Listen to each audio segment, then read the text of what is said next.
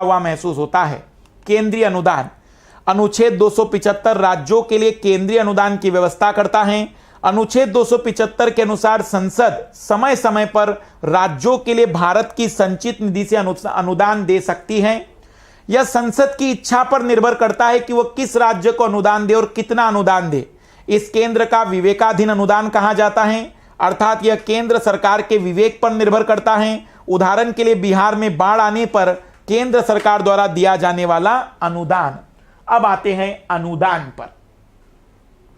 सबसे पहले तो इसका कोई स्पष्ट प्रावधान नहीं है कि कितना अनुदान दिया जाएगा। यह स्पष्ट प्रावधान नहीं है कि किस राज्य को किस आधार पर दिया जाएगा। यह पूरी तरह से विवेकाधीन है। ध्यान से सुनना, विवेकाधीन का मतलब यह हुआ मेरा मन है भाई।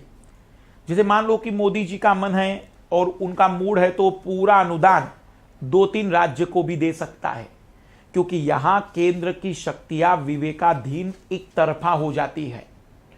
संचित निधि से वह पैसा संसद की अनुमति से निकालेगी। अब संसद में उसका स्पष्ट बहुमत है, तो क्या आपको लगता है कि कोई उसे संचित निधि से पैसा निकालने में रोक देगा? संभव ही नहीं है। इसलिए यहां अब 275 में पहली लड़ाई यही है कि उसका कोई निर्धारण नहीं हुआ है। इसके अलावा अनुच्छेद 275 के तहत संसद अनुसूचित जातियों जनजातीय क्षेत्रों के कल्याण के लिए भी अनुदान जारी कर सकती है।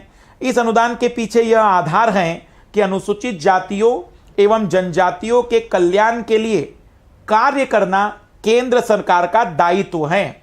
अनुच्छेद 275 के अंतर्गत दिए जाने वाले अनुदान मुख्यतः वित्त आयोग की सिफारिश के आधार पर राज्यों को दिए जाते हैं। और जब वित्त आयोग की सिफारिश से मिलते हैं ना, तो आजादी होती है राज्यों को कि वो पैसा कैसा खर्च करना चाहते हैं। फ्रीडम होती है कि वो अपनी योजना में खर्च करना चाहते हैं कि केंद्र सरकार की। उनके पास बहुत सारी स्वतंत्रता होती है इन पैसों को खर्च करने की। अनुच्छेद 275 के अलावा अनुच्छेद 282 भी केंद्र द्वारा राज्यों को दिए जाने वाले अनुदानों की व्यवस्था करता है। यह अनुदान भी केंद्र के विवेक पर निर्भर करता है। अनुच्छेद 282 के अनुसार केंद्र राज्यों को लोक प्रायोजन अर्थात लोक कल्याण के किसी विषय के लिए अनुदान जारी कर सकता है। अब लड़ाई का अंतिम पॉइंट है, पर अभी मुद्दा खत्म नहीं हुआ है। अभी तो हम केवल शुरुआत कर रहे हैं और आइडिया लगा रहे हैं कि अरे कहां कहां दिक्कत है।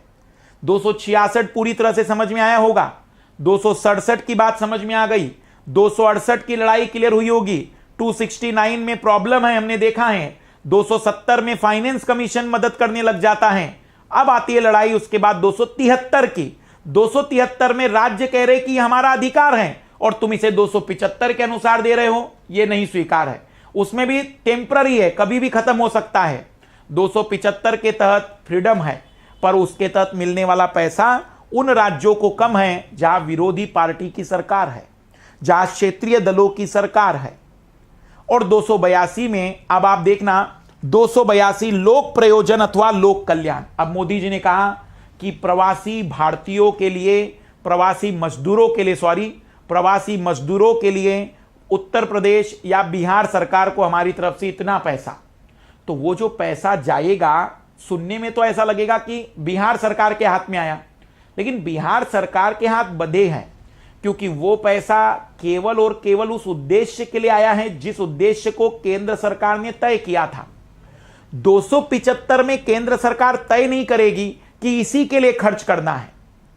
केंद्र सरकार राज्य पर छोड़ देगी कि भाई खर्च करो अपने अनुसार। उसमें भी मैंने बताया मैच फंडिंग की प्रॉब्लम आजकल देखी जा रही है।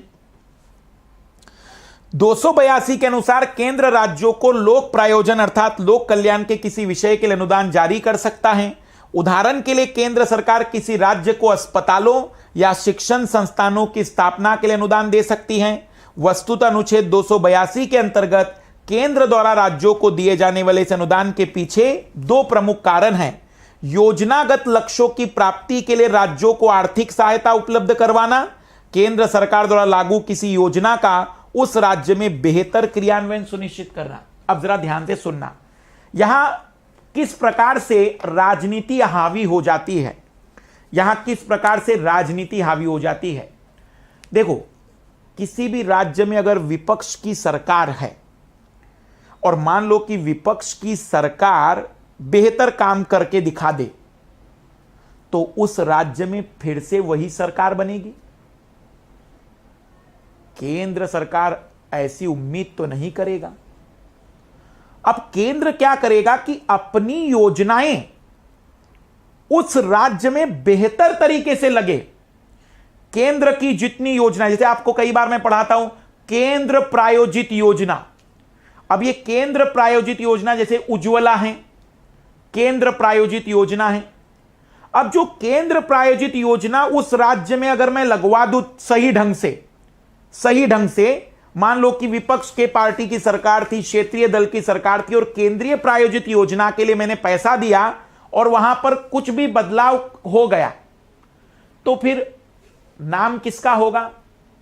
केंद्र की सरकार का, कि भाई केंद्र सरकार की इस योजना ने तो हमारे यहां दुनिया ही बदल दी। तो फिर आम नागरिकों की राय क्या बन जाएगी?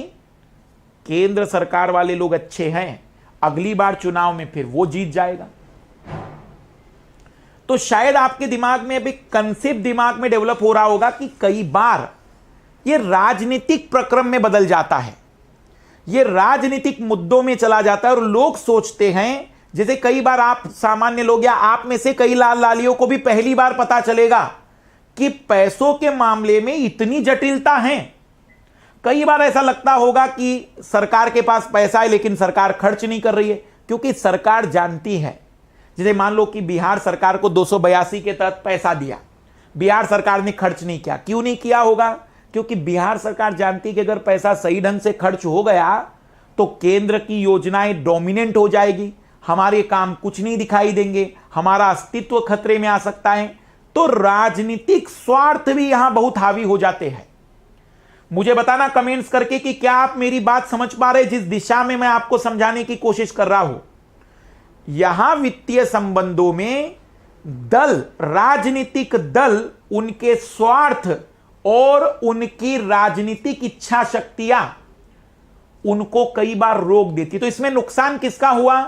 केंद्र का नहीं, राज्य का नहीं, आम नागरिकों का, कि पैसा तो मिला लेकिन पैसा खर्च ही नहीं किया गया। अब 282 के तहत जब पैसा हाथ में आता है, 282 के तहत जब पैसा हाथ में आता है तो योजनागत लक्ष्यों की प्राप्ति। अब योजनागत लक्ष्य कौन से होंगे? जो 5 साल की योजनाएं जब लाई गई थी ना, उन लक्ष्यों के लिए देते थे ये, ताकि पता चले कि केंद्र सरकार की ये योजना से हमने कितना बदलाव ला के दिखाया, केंद्र सरकार द्वारा लागू किसी योजना का उस राज्य में बेहतर क्रियान्वयन। कई बार ये मुद्दे बहुत जटिल हो जाते हैं और ऐसा लगता है इन मुद्दों को पढ़ने के बाद कि इन केंद्र और राज्य की लड़ाई में भोला भाला आदमी, एक आम नागरिक फंस रहा है।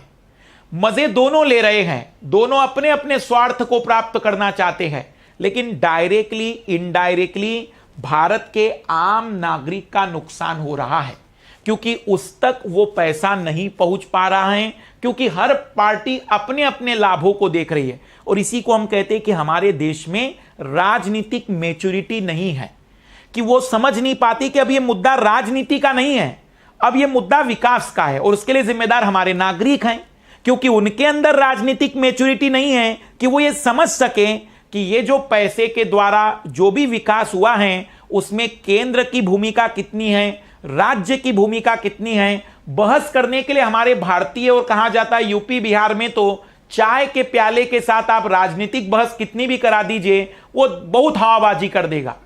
लेकिन जहां पॉइंट टू पॉइंट तर्क काटना हो, वहां स्थितियां दयनीय हो जाएगी। और इसीलिए जरूरत है हमारे भारतीय लोगों की भी शिक्षा का स्तर बेहतर होने का।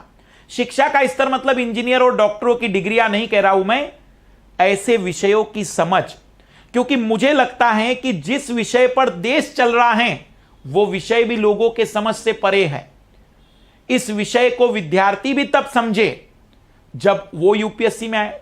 आपका छोड़ दो, खुद मास्टर इस विषय को तब समझा जब इस विषय में तैयारी करने के लिए मास्टर पहुंचा, जब यूपीएससी की तैयारी के लिए। उसमें बड़ा दोष है, हमारे कक्षा 11वीं 12वीं में बहुत अच्छी किताबें हैं।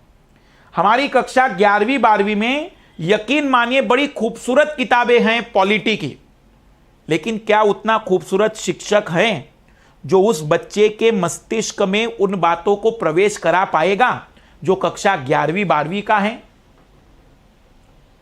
यहां समस्या अब शिक्षा की भी आ जाती है। तो आपको शायद आज बहुत सारी बातें अद्भुत लगी होगी, आज बहुत सारी बातों में नयापन लगा होगा कि अरे